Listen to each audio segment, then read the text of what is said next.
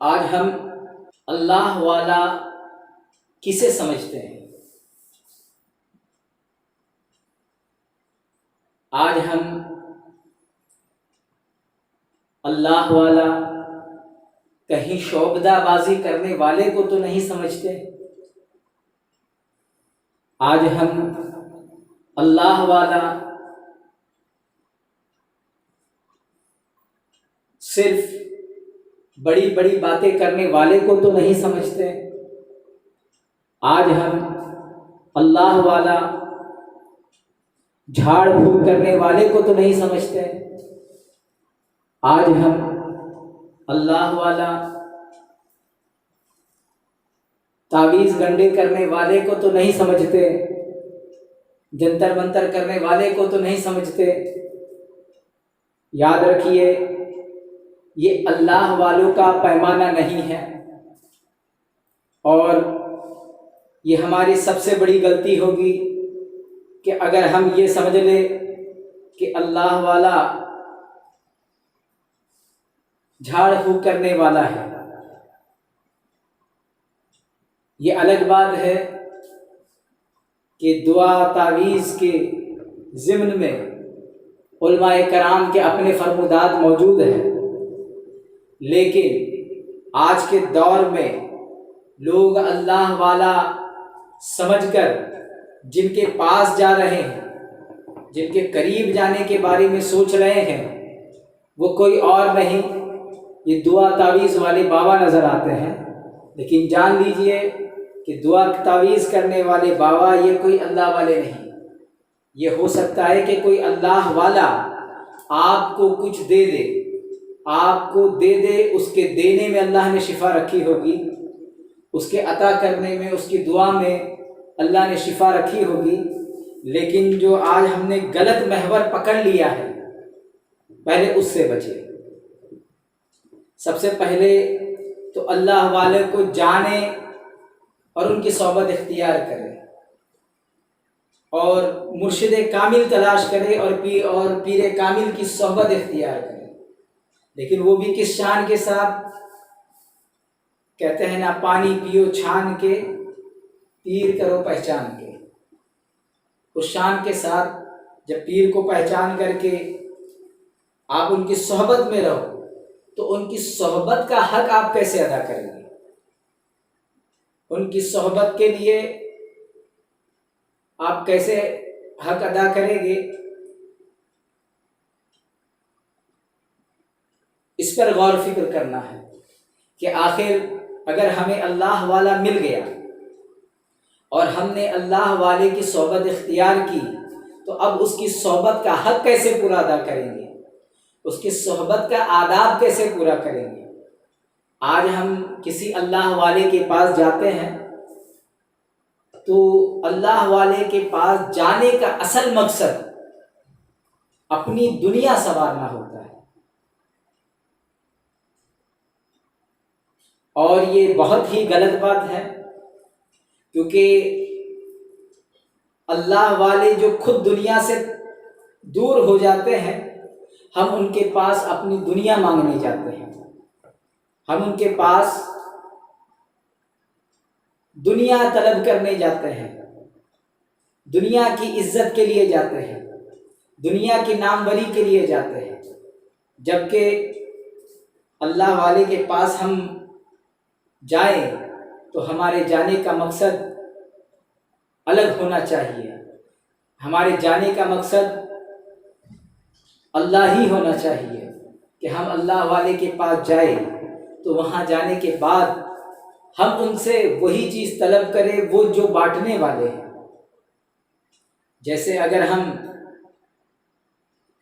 کسی سبزی والے کے پاس جاتے ہیں تو ہم اس سے سبزی خریدتے ہیں، کسی آم والے کے پاس جاتے ہیں تو ہم اس سے آم خریدتے ہیں، ہم کسی کرانے کی دکان پہ جائے تو ہم وہاں سے کرانہ خریدتے ہیں، کپڑے کی دکان پہ جائے تو کپڑا لیتے ہیں، مٹھائی کی دکان پہ جائے تو مٹھائی لیتے ہیں۔ تو ویسے ہی جب ہم اللہ والوں کے پاس جائے تو وہاں سے اللہ کو طلب کریں، وہاں طالب دنیا بن کے نہ جائے بلکہ طالب مولا بن کے جائے۔ وہاں جائے تو طالب مولا بن کے جائے، اللہ کا طلبگار بن کے جائے، اس کے جلووں کا پیاسا بن کے جائے، اس کے عشق کا طلبگار بن کے جائے، اور اللہ والوں کی بارگاہ میں جا کر کے اللہ ہی کو طلب کرے اور اس کی رضا کو طلب کرے، کہ آخر اس اللہ والے کی بارگاہ میں آپ کو وہ دولت ملے جس سے آپ اللہ کو راضی کر سکیں، جس سے آپ اللہ کو راضی کریں،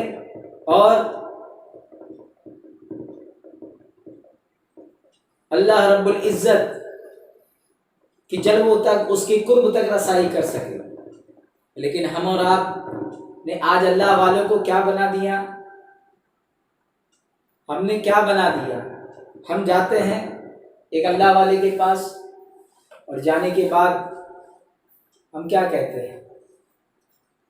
ان کو ہم دعوت دے رہے ہیں اپنی فیکٹری کو اوپننگ کرانے کے لیے، اور ان کے ہاتھ سے ان کی اوپننگ کرا رہے ہیں، کہہ رہے ہیں کہ بھائی یہ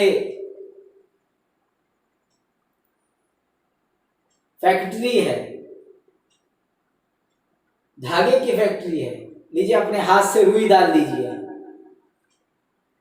اپنی دکان ہے تو آپ ہماری دکان کی اوپننگ کر دیجیے۔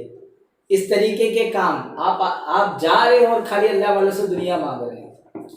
اس اللہ والے سے جس نے ساری دنیا کو پیچھے چھوڑ کر کے اپنا چہرہ اللہ کی جانب کر لیا،